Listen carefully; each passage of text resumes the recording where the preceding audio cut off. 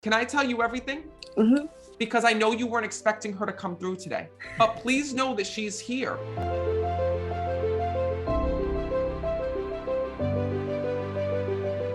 There's a couple souls that I'm hearing from on the other side. And first of all, I want to start with your daughter. The soul that's coming through that passed tragically here in this world that I keep hearing is trying to step forward. And I kept hearing there was questions over if it was suicide or if there was an overdose. Female? Yes. Who is that to you? Charlene? Okay. Right away when I'm connecting, all I kept seeing was pill bottles and pill bottles and pill bottles in front of me when I'm connecting. And what's crazy is that I feel that some were subscribed and some were not. So meaning some she had gotten from the doctors and some she did not. Do you understand that? Yes. And I keep seeing her crying over not being able to find love here in this world when I'm speaking to her. She's telling me, Matt, my heart was broken. I couldn't find somebody to love me. I couldn't find somebody to love me. Can I tell you everything? Mm-hmm. Because I know you weren't expecting her to come through today. But please know that she's here because this was a woman who had suffered here in this world, not by illness, but by her emotions. Because she shows me her being in and out of relationships here in this world. She talks about really wanting to get married. She talks about really wanting to have a family. She wants to talk about all of these things. She says, but Matt, she says, I never felt loved. That's what she keeps telling me. She says, I went from having all these people around me to having you, to having friends, to having a big social life because she was so high energy here in this world. So all of a sudden becoming a person that she says, I didn't even know. Okay. She tells me she saw somebody, but she tells me that nobody was helping her here in this world, or she thought nobody was helping her here in this world. Which is very interesting. She goes, I wasn't addicted. She says, as much as I just wanted to make my emotions stop, she tells me. She says, my life became very dark. She talks about not wanting to leave the house. And she also talks about her having a separation with you. So had you not heard from her and then you found out she died? Yeah. So please know that it's her way of just bringing that through when I'm connecting with her. She says, Matt, she goes, I knew that I was going downhill. She says, I knew that my life was spiraling. That's what she tells me. She says, and I didn't want to see anybody. She says, I didn't like, she's telling me all of these weird things that she used to think here in this world because spirits will share with me their thoughts. And she keeps telling me, I didn't like the way that I look. She says, I didn't like the way that my hair looked, my body looked, my face looked. She's going back and forth and tearing herself apart. I did this to myself, she says to me. And I'm asking her, well, did you know what you were doing? She says, I knew that I was depressed. She says, did I know that I was taking my life? She goes, I didn't know what was going to happen to me. But no, by her coming through, it's her way of letting you know that she's watching over you on the other side. And she doesn't want for you to ever think that you could have stopped this or prevented this. Do you understand that? Mm-hmm. Because you go back and you think about the closeness that you had with her back in the day, because she shows me the two of you being like sisters when I'm connecting. And then all of a sudden, there just being this disconnect. She said, it wasn't just you. It wasn't just you. She says, I pulled away from everybody. And she needs you to know that. She tells me about the fact that you still think about her all the time. And back in the day, like back in her younger years, she was like crazy here in this world when I'm connecting with her. She's like that. She goes, I can't believe my life went from this to this. I didn't realize, she says, how much of my mind was affected. Now, I also keep hearing of the father that passed as well. Mm-hmm. He's also stepping forward. Because right away, I kept hearing, Matt, please let her know that I'm also here. And your dad just sat right in between the two of you on that couch. Your dad tells me that you need to be able to let go of his passing. Because when I'm connecting, he says, Matt, my daughter has been living in pain every single day. He says, and Matt, he goes, I never wanted this. Please tell her. He says that I never wanted her to be upset. He goes, and I used to say here in this world that if something were to happen to me, you need to live your life. Like you need to keep going. Don't be upset over me. Do you understand that? Mm-hmm. Tell her, he goes, you need to be firm with her, he says to me.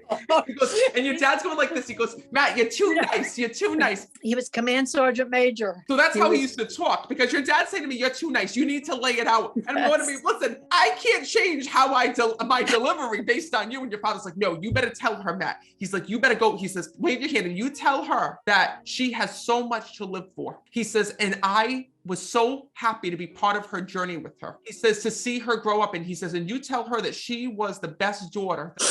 He says, you lived up to every expectation that I had of you. He says, so you have nothing to be sad about, to cry about, to be upset about. He said, Matt, he goes, I'm going to be very honest with you. He's called me son. He goes, I'd be very honest with you, son. He goes, I didn't believe he goes in this world. He says, I wasn't sure of the whole talking to the dead, communicating with the other side, the afterlife. It's true. It's but true. I told my daughter that if there was any way that I could reach out to her, if there was any way I could let her know that I was okay, he said I would. He goes, and that's what I'm doing today.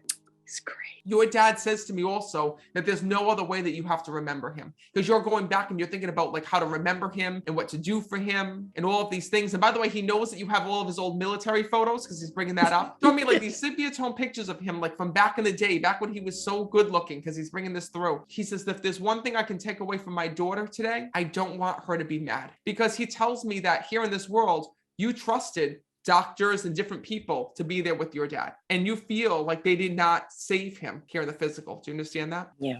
But your father said to me, listen, if there's one thing that I can tell you is that we can't control everything in life. He says, we can only control, he says, the way that we respond to it. And your dad says to me, if there's one thing that I am so happy about, it's how close we were as a family here in this world, how much we stayed together here in this world. He says, when I left and I went to the other side, he says, what was so amazing, he says, is there was nothing that was unsaid between me and between you. And he's telling you this because your dad tells me that before he died, he talks about not being able to speak at the end. Mm-hmm. He tells me he couldn't speak and he couldn't talk. And he says to me, but Matt, he goes, it wasn't needed. He says, we didn't need a final goodbye. We weren't that type of family. He says, we showed our love every single day. But he says to me, can you please change the house? He says to me, I was looking to move out of this house. Oh, no wonder why. He's telling me when I'm connecting about changing the house. He keeps whispering that in my ear. He says to me, listen, he goes, I want to let you know that it's okay, because no matter where you go, no matter where you move to, no matter what you do, he's still going to be in the house with you. So please know that he's giving you permission to let go of that. And I also got to say something else. He's telling me about you kept his watch. There was a watch that was kept here in the physical. Your watch. Yeah, I have that. I gave it to her. Perfect. He says to me, Matt, if you bring this up, they're going to know that it's real. So know that your dad is saying that he is so happy, because anytime that you wear that or hold on to that, miss that. He says, just miss him, put that watch on, and you'll know that he's right there and with you. He says, tell her one thing. He says, please tell her not to worry. Tell her that I'm there. And by the way, can you stop taking all his clothes? He's telling me. He tells me you have clothes of your dad's that you kept as well. His military outfits. He says to me, what the hell is she going to do with these, Matt? He says to me that at first you were thinking about burying him with them or laying to rest with him. Yeah, we were thinking that. He says, and now he goes, they're stuck with them. They don't know what to do with them. They're in the closet. They're doing good. He says to me, Matt, please let them both know that you both being here is all that he needed to see today. He That's says, all we needed too. Listen, I'm going to say something, and don't get upset, Mom, with me, okay? I'm just going to tell you what he's telling me. Your dad's telling me that you were a daddy's girl here in this world. Oh, he says, and Matt, he goes, me and my daughter, he says, we loved each other like no other. He says, her mom was kind of pushed to the side. He says, because our relationship. Sometimes. Well, listen, I'm being nice. I have to be nice, because I don't want to be blamed for what the other side has to say, all right? She's been his light of his life, too. Know that one of the things that he's acknowledging is this. He says to me that you and your dad had this close bond. And like I said, a lot of times your mom would be pushed aside, not in a bad way, but just because you and your dad just had this closeness. It's just like, I'm used to it. You must not be Italian then. Because if I did it in my household, it'd be a whole big argument. But no, that one of the things that he said to me is this. He says, this is your time to spend with your mom. We had our moments. Yeah, we do. He said, we had this closeness. He says, she messages me every morning to make sure I'm alive. Well, listen, after having Royce, I hope that somebody messages me every morning to make sure I'm alive after how many times I have to get up in the middle of the night. Oh, he's adorable. Well, please know this is his way of saying, spend as much time with your mom as possible. We had our moments. I'm so glad you guys are here today. And I'm so glad that he was able to step forward and speak. And please know that this is his way of just validating that he's with you every day. Thank you so much for following me. And I'm so glad that your dad came through. Thank you so much. Thank you guys for being here.